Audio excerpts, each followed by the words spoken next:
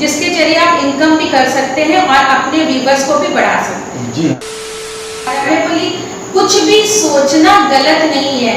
आप ये सोचते हो कि ये नहीं होगा, ये नहीं, हटा दीजिए और आप कीजिए। सब कुछ आप ही कर सकते हैं। आपको मैनेज करना आना चाहिए। चीजें होती है लेकिन मैनेज करना आना चाहिए। जब आप चीजों को मैनेज करना सीखोगे तो काम अपने आप होगा। और सबसे बड़ी बात है, ना सबको अपने डिक्शनरी से हटाइए और पॉजिटिविटी लाइए। नमस्कार फ्रेंड, एक बार फिर से आप लोगों का बहुत बहुत स्वागत है मेरे YouTube चैनल उजाले की ओर में। पिछले वीडियो में दोस्तों आप लोगों ने देखा था राजिया खातून के साथ हमारी एक स्पेशल मुलाकात हुई थी और उन्होंने अपना सफर को बताया था और उनकी स्पेशल स्टोरी को सुनने के बाद में काफी लोगों ने काफी अच्छा रिस्पांस दिया है।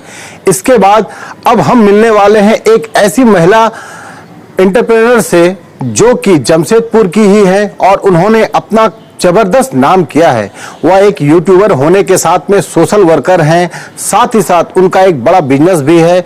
इन सारे चीजों को वह अकेले मैनेज करती हैं। साथ ही साथ उन्होंने तमाम सर्टिफिकेट्स भी लिए हुए हैं और जहां तक बात करें संजीव कपूर से भी उन्हें स्पेशल अवार्ड मिला हुआ है। साथ ही साथ पूनम ढिल्लो जी से भी मिला हुआ है। ऐसा शख्स जो कि हम सबों के बीच में यहाँ जमशेदपुर से ही हैं।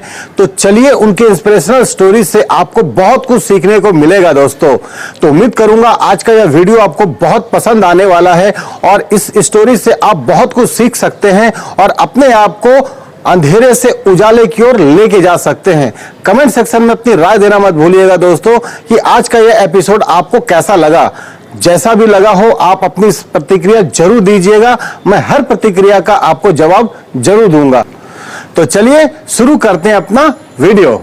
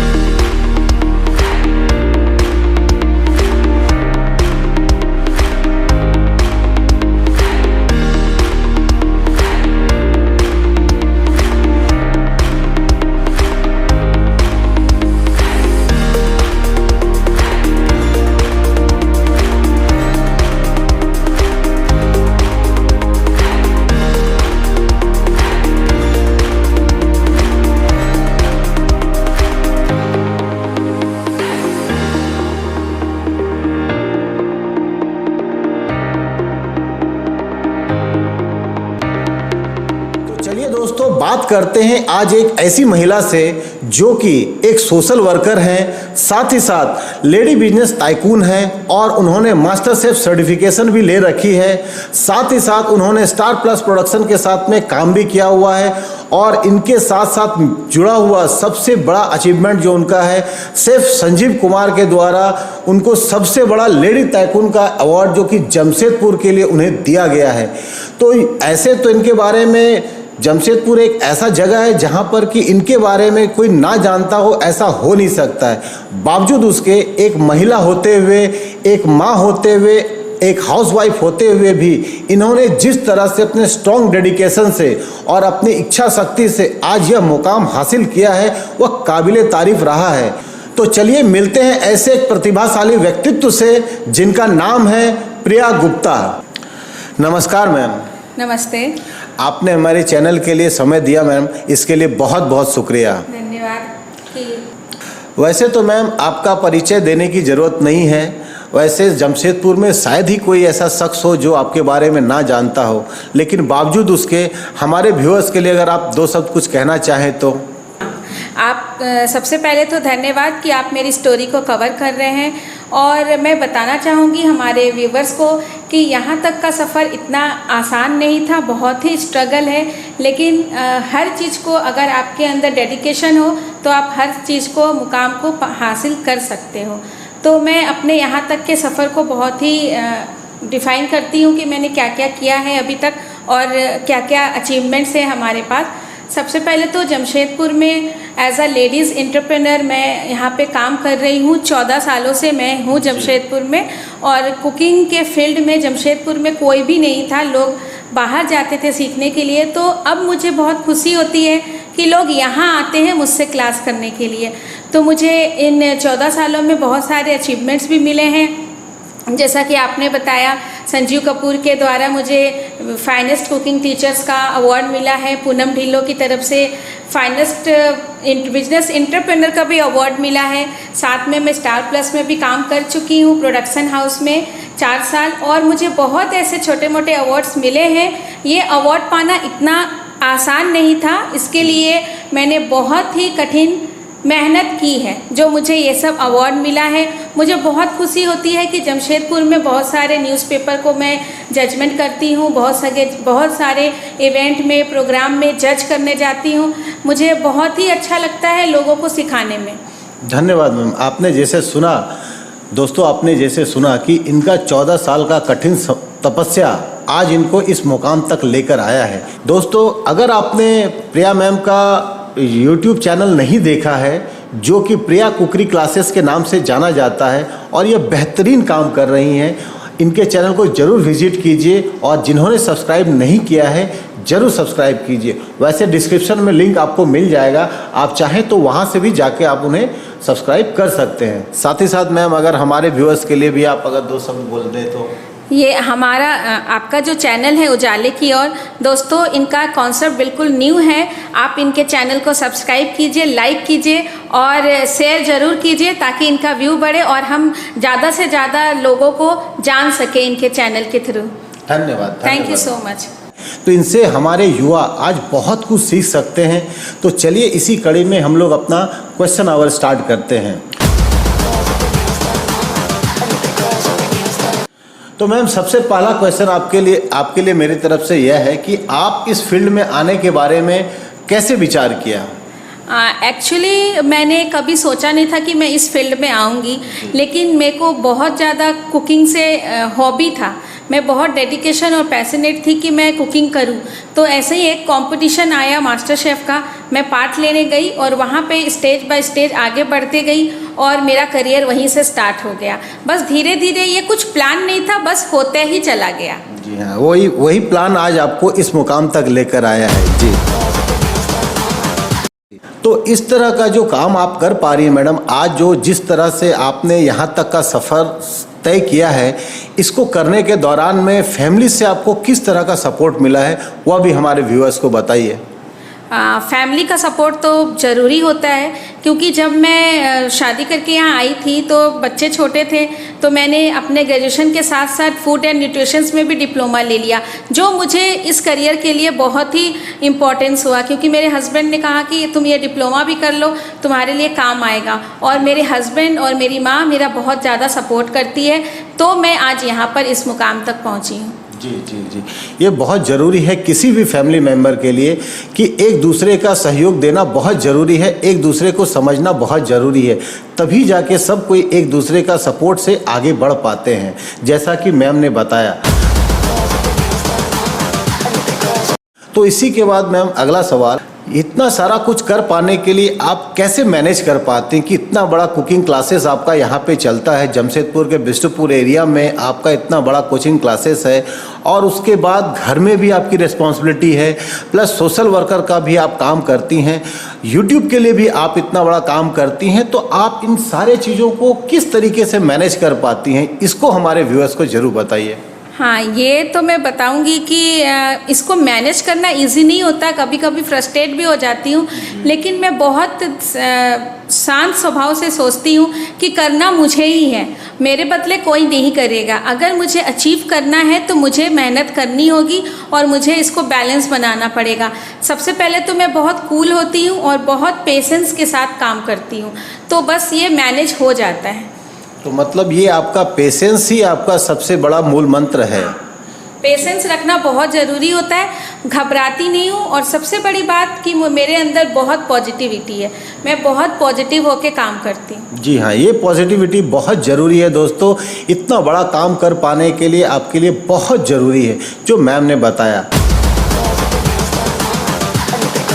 अच्छा, इसके बाद अगला सवाल मैम कि आपने YouTube भी चैनल स्टार्ट किया था, तो उसके बारे में कैसे ख्याल आया कि उसे कैसे स्टार्ट किया जाए? हाँ जैसे अभी यूट्यूब का जो चलन है इधर 2-3 साल में ज़्यादा बढ़ा है, लेकिन आप मेरा चैनल सर्च करोगे तो मेरा चैनल काफ़ी पुराना है, लेकिन मैं बहुत ज़्यादा एक्टिव नहीं हो पाती हूँ क्योंकि बहुत सारा वर्कलोड है। लेकिन मेरे जो बाहर के स्टूडेंट्स थे वो बोले मैम आपका मैं देख नहीं पाती। तो पहले ऐसे जूम ऑनलाइन और ये सब नहीं होता था, तो यूट्यूब पे वीडियो बना के अपलोड करती थी ताकि मेरे जो बाहर के स्टूडेंट्स हैं वो देख सके।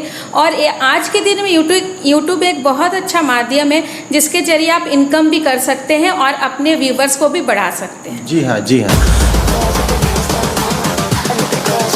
तो इसके बाद ये अगला सवाल मैम कि आप जो इतना सारा काम, सोशल वर्किंग का काम हुआ, आपका अपना इंस्टीट्यूशन यहाँ पे चलता है और उसके बाद आप अपना चैनल भी मैनेज कर पाती हैं, प्लस घर परिवार है, इतनी सारी एनर्जी आपके अंदर आती कैसे है? आप इतना सारा कुछ कैसे अपने आप को किस तरह से मोटिवेट कर पाते हैं कि ये सारा काम आप एक साथ कर सकें? जैसा कि मैंने पहले भी बताया कि मैं बहुत पॉजिटिव थिंकिंग रखती हूँ। बहुत लोगों का होता है, जैसे मेरे बहुत से स्टूडेंट आते, मैम बच्चा छोटा है नहीं आ पाएंगे, मेरे लॉज ऐसे बोले, यह नहीं हो पा रहा। मैं बोली कुछ भी सोचना गलत नहीं है। आप ये सोचते हो कि ये नहीं होगा, ये नहीं हटा दीजिए और आप कीजिए। सब कुछ आप ही कर सकते हैं। आपको मैनेज करना आना चाहिए। चीज़ें होती है लेकिन मैनेज करना आना चाहिए। जब आप चीज़ों को मैनेज करना सीखोगे तो काम अपने आप होगा। और सबसे बड़ी बात है, ना शब्द को अपने डिक्शनरी से हटाइए और पॉजिटिविटी लाइए। जी हाँ मैडम, आपने ये बहुत अच्छा वर्ड बोला, ना शब्द को हटाना है और अपने अंदर में पॉजिटिविटी लाना है। ये हमारे यंगस्टर के लिए आज के दौर में बहुत ज़रूरी है दोस्तों कि हमको ना शब्द को हटाना है। मैं कर सकता हूँ, जैसा कि मैम ने बताया, उन्होंने कभी भी कोई भी निराशाजनक बातों को अपने ज़िंदगी से बाहर निकाला और पॉजिटिविटी की वजह से वह आज इस मुकाम तक पहुँच पाई हैं। दोस्तों, मैम ने जिस तरीके की बात बताई है, अब हमारा अगला कॉन्सेप्ट है रैपिड फायर क्वेश्चन, जिसमें कि हम चाहेंगे कि मैडम एक शब्द में उसका जवाब दे सके या कम से कम शब्दों में उसका जवाब दे सके। मैम, सबसे पहला सवाल, अगर आपको एक सारा दिन मिले और आपको करने के लिए कहा जाए कि आप अपनी इच्छा के हिसाब से कुछ भी कर सकते, काम करने के लिए कुछ भी नहीं है, तो आप क्या करेंगी? सही सवाल। मेरे को मेरे फ्रेंड्स बहुत अच्छे लगते हैं और मैं अपने फ्रेंड के साथ मिलके बहुत पार्टी लाउड म्यूज़िक में डांस करना चाहूँगी, जिससे मैं आगे दिन के लिए और एनर्जेटिक हो जाऊँ।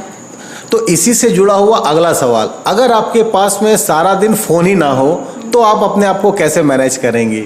हाँ, अगर मेरे पास फ़ोन नहीं रहे तो मैं अपनी फैमिली के साथ टाइम स्पेंड करूँगी, बच्चों के साथ टाइम स्पेंड करूँगी, उनके लिए अच्छा अच्छा डिश बनाऊँगी और मस्ती से सो जाऊँगी।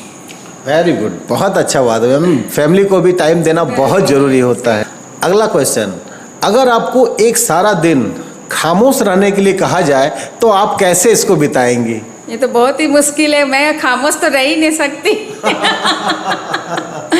फिर भी कोशिश करूँगी कि पढ़ के, टीवी देख के, चुप रह के, इस तरीके से मूवी देख के। मतलब डिफिकल्ट है, डिफिकल्ट बहुत है। जी हाँ, जी हाँ। अगला सवाल, अगर एक दिन के लिए आपके पास में कोई सुपर पावर आ जाए तो आप उस सुपर पावर का किस तरीके से इस्तेमाल करेंगी? हाँ, ये बहुत अच्छा सवाल है, क्योंकि मैं केक का काम करती हूँ तो मुझे लगेगा कि मैं ऐसा केक बनाऊँ जो वर्ल्ड में आज तक किसी ने नहीं बनाया। मैं बहुत ही सुंदर, बहुत क्रिएटिविटी केक बनाना चाहूँगी। जो मेरे पास वो पावर आए मैं उसको अवेल करना चाहूँगी। Very good. अगला सवाल मैम, ज़्यादा समय नहीं लेंगे आपसे। अगर एक दिन भगवान आपसे मिल जाए और वो आपसे आपका पर्सनल इच्छा पूछे कि आपका विश क्या है, तो आपका वो इच्छा या विश क्या हो सकता है, वो हमारे व्यूअर्स को बताइए। मेरी इच्छा यही है कि मैं आज जिस जगह में पहुंची हूँ, मुझे देश के लोग जानते हैं। मैं चाहती हूँ मैं देश विदेश के लोगों में पॉपुलर हूँ और वो पॉपुलैरिटी मेरी केक और मेरे खाने बनाने को लोग लेके हो। जैसे मेरे सर संजीव कपूर आज फेमस है, मैं वैसे ही फेमस होना चाहती हूँ। बहुत अच्छा लगा मैम आपका ये आंसर। इसके अलावा अब हम लोग बात करते हैं, अगर एक लाइन में आपका फेवरेट चीज़ों के बारे में पूछा जाए तो उसके बारे में मैम ज़रा बताइए, सिर्फ एक वर्ड में। आप तो कुकिंग से जुड़ी हुई हैं, मास्टर शेफ हैं, तो आपका फेवरेट डिश क्या है? मेरा फेवरेट डिश खिचड़ी है। ये तो बड़ा ही शानदार आंसर है। तो अगला सवाल मैम कि आपका फेवरेट डेस्टिनेशन कौन है? जमशेदपुर में आप पिछले 15 सालों से हैं, आपको यहाँ से काफ़ी लगाव है, लेकिन बावजूद उसका आपका फेवरेट डेस्टिनेशन कुछ ना कुछ जरूर होगा, तो वो क्या है, वो अभी बताइए। हाँ, मेरी काफ़ी दिनों से ख्वाहिश है कि मैं यूरोप टूर करूँ, तो मेरे लिए यूरोप टूर और सबसे ज़्यादा स्विट्ज़रलैंड ही ज़्यादा मुझे पसंद है। तो हम लोग भी ये चाहेंगे जरूर इनकी इच्छाएं पूरी हों, हमारा भी यह विश रहेगा मैम के लिए। इसके बाद अगला सवाल मैम, आपकी बेस्ट हॉबीज़ क्या है? हाँ, मेरी हॉबीज़ म्यूज़िक है, कुकिंग है, ऑब्वियसली पेंटिंग है और ड्राइविंग। वो मतलब बहुत सारी आपकी हॉबियां हैं। तो दोस्तों ये जानना बहुत ज़रूरी है कि सिर्फ काम ही नहीं करना है, काम के अलावा अपनी हॉबीज़ को भी जीवित रखना बहुत ज़रूरी है। यह भी आपको एक पॉजिटिव इंडिकेशन देता है, जिससे कि आप काम करने के लिए आपके अंदर में काफ़ी इच्छा शक्ति जनरेट होती है, तो वह भी जनरेट करके रखना बहुत ज़रूरी है। अच्छा मैम, अगला सवाल, आप इस लाइन में जो आई हैं, तो आपका इस लाइन से या आपके अपने समाज में या आपके जीवन में आपका कोई आइडल होगा ज़रूर, तो उसके बारे में बताइए कि आपका कौन आइडल है? मेरा आइडियल में बचपन से ही संजीव कपूर सर रहे हैं, क्योंकि जब हमारे पास यूट्यूब चैनल और ये सब जियो वगैरह नहीं था, तो हमारे टीवी पे शो आता था खाना खजाना, तो मैं 20-25 साल पहले की बात है, मैं उस समय से उनका शो देखती थी और मुझे लगता था मैं इन्हीं के जैसा एक शो करूं, ऐसा एक टीवी चैनल खोलूं जिसमें मैं अपना शो करूं, तो वो मेरे रोल मॉडल और आइडियल है। जी हाँ। तो ये तो था इनका वन लाइन आंसर। इसके बाद मैम एक बात बताइए कि आपका फ्यूचर प्लानिंग क्या है और आप आगे के बारे में किस तरीके से सोचती हैं, अपना प्लान बताइए। जैसा कि मेरा कुकरी क्लास 14 ईयर्स से है और मुझे अभी 6 महीने पहले मेरे कुकरी क्लास को सरकारी मान्यता प्राप्त कुकरी क्लास मिला है, जो अभी इंडिया में 4th लेवल पे है। तो मैं चाहती हूँ कि मेरा ये जो कुकरी क्लास है वर्ल्ड क्लास में फेमस हो, और मैं अपने संस्था, मेरे पास जितने भी लोग आ रहे हैं या जैसे इंडिया से आते हैं, अभी मैं चाहती हूँ कि बाहर से भी आएँ, और अभी मेरे पास ऑनलाइन बहुत सारे कंट्री से भी लोग क्लास करते हैं। मैं चाहती हूँ कि मेरे जो संस्था है वो इतना फेमस हो जाए, मैं अपने काम के और अपने इंस्टीट्यूट को ऐसा बढ़ाऊँ कि हर जगह इसका एक ब्रांच खुले, वो मैं चाहती हूँ। ये मेरा फ्यूचर प्लान है कि मैं इसका पूरा फ्रेंचाइजी सब जगह खोलूँ और अपने क्लास को और आगे लेके जाऊँ। जी हाँ मैडम, हम लोगों का भी उसमें आपका सहयोग रहेगा, जिस तरीके से भी हो सके। हम लोग भी चाहेंगे कि मैम की ये जो इंस्टीट्यूशन है ये काफ़ी आगे बढ़े, और आगे बढ़ने के बाद भी मैम हम आपके साथ में ज़रूर जुड़े हुए रहेंगे। और लास्ट सवाल मैम, हम लोग इंटरव्यू को लंबा ना करते हुए आखिरी सवाल कि आप आज जो इस मुकाम तक पहुंची हैं, तो हमारे युवा पीढ़ी को आप क्या मैसेज देना चाहती हैं कि वह क्या काम करे, किस तरीके से अपने आप को मोटिवेट करे, इंस्पायर्ड हो सके, ताकि वह समाज में आगे बढ़ सके और अपना फ्यूचर सिक्योर कर सके? इसके लिए मैम आपका जवाब क्या रहेगा? आजकल की जो युवा पीढ़ी है वो हमारे जैसे नहीं है कि बहुत एनर्जेटिक है, क्योंकि उनका लाइफ फ़ोन पे ही रह गया है। वो बहुत ज़्यादा खेलते नहीं हैं, सोशलाइज नहीं होते हैं। तो मैं चाहती हूँ हमारे युवा सबसे पहले तो अपना खान पान सही करें, और सबसे ज़रूरी बात है वो एनर्जेटिक हो, और बहुत सारे मोटिवेशनल स्पीच जो होते हैं आप उनको सुने और अपने अंदर पॉजिटिविटी लाएं, ताकि आप उस पॉजिटिव से भर के अपने काम को कर सकें, और नेगेटिविटी अपने लाइफ में बिल्कुल भी ना सोचें और काम करने की इच्छा को बढ़ाएं। और सबसे बड़ी बात है पेशेंस रखें, सहनशीलता रखें। आपका काम, आपका लक्ष्य आपको सक्सेस ज़रूर दिलाएगा। धन्यवाद मैम। जैसा कि मैडम ने कहा, दोस्तों आपने सुना होगा, इनकी इच्छा शक्ति काफ़ी स्ट्रॉन्ग है, और जिस तरह से इन्होंने अपना डेडिकेशन बनाए रखा वह काबिले तारीफ़ रहा था, जिस वजह से कि वह आज इस मुकाम तक पहुंच पाई हैं, और उन्होंने जो मैसेज दिया है समाज के लिए वह काबिले तारीफ़ है। तो दोस्तों आप भी निराश ना हो, हताश ना हो, अपने अंदर में इच्छा शक्ति जरूर बना के रखिए। आपके अंदर जो भी क्वालिटी हो उसको समझिए, परखिए और उसको निखारने का प्रयास हमेशा कीजिए।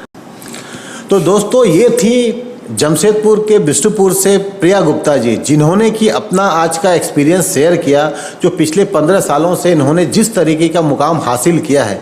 तो इस तरह की बेहतरीन खबरों को जानने के लिए, इंस्पिरेशनल स्टोरी को सुनने के लिए आप बने रहिए हमारे साथ और देखते रहिए उजाले की ओर। अगर जिन्होंने दोस्तों अभी तक चैनल को सब्सक्राइब नहीं किया है तो जरूर सब्सक्राइब कीजिए और साथ ही साथ बेल आइकन दबाकर ऑल नोटिफिकेशन दबाना मत भूलिएगा। तो मिलते हैं ऐसे ही अगले स्टोरी में कुछ और भी दिलचस्प और ज़बरदस्त व्यक्तित्व के साथ में, जिनकी स्टोरी आपके जीवन में एक नया बदलाव ला सकती है। धन्यवाद।